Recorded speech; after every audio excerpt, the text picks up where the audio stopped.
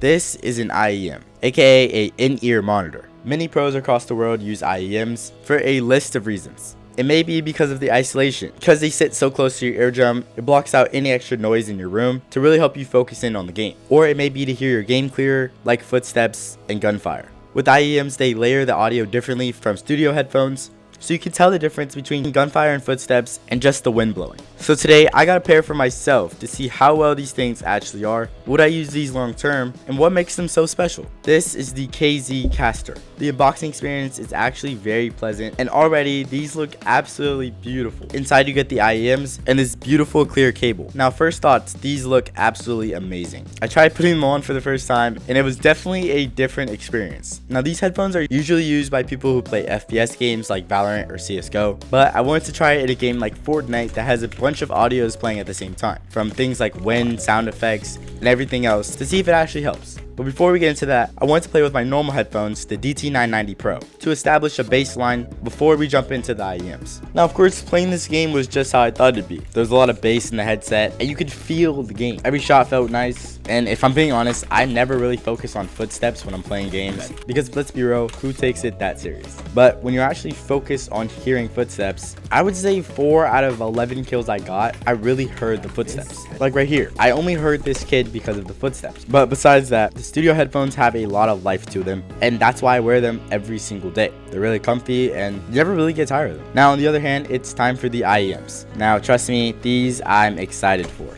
Now let me be real, the game felt 10 times flatter than anything else I've ever heard. Now don't take that as a bad thing, but I will tell you, the emotion and life of gaming is taken out of these headphones. But you're not buying these headphones for that anyway. You're buying them for the isolation, focused on the important parts of the game, like footsteps and gunshots. I noticed that it is a lot easier to hear footsteps when having these IEMs. Now would I say the game was easier than it is with studio headphones? Probably not. Is there a huge difference between them? I would say yes, but not as big as you think. Like I said, these headphones are just very flat. They're missing a lot of the emotion and passion that the studio headphones have. Now obviously, I don't know if this is a good comparison, putting them up next to studio headphones, which is why I even brought in a pair of gaming headphones to compare them to.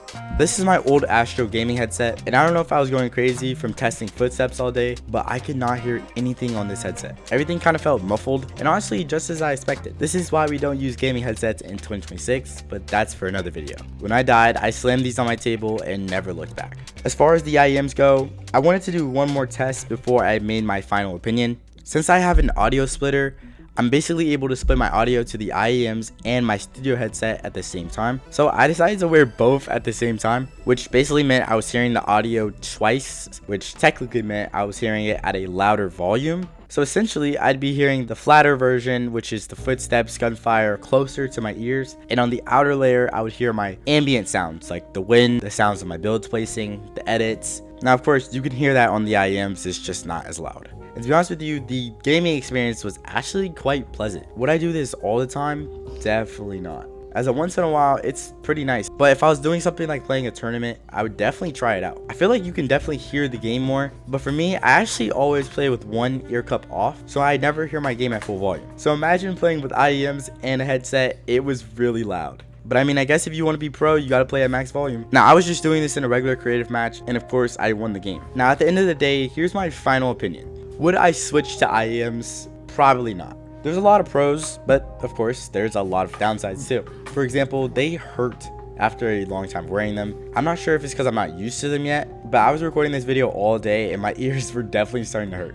Also, I just can't do the flattened noise. I feel like whether you're listening to music or you're playing the game, it's a complete different experience, and there's no way I would choose these over my DT990s. To be honest with you, the best alternative was mixing them. Wearing both at the same time felt really nice, and that was the first time I felt immersed in the game, hearing all of the sounds at once, and the more important ones directly in my ear. Now, funny enough, I got this pair of IEMs from TikTok Shop, so if you want to pick them up, I'll leave them in the link below. And I encourage you guys all to try out IEMs for yourself and see how you like the experience, because I feel like it's definitely different for everyone. But other than that, I hope you guys enjoyed, and I'll see you in the next one.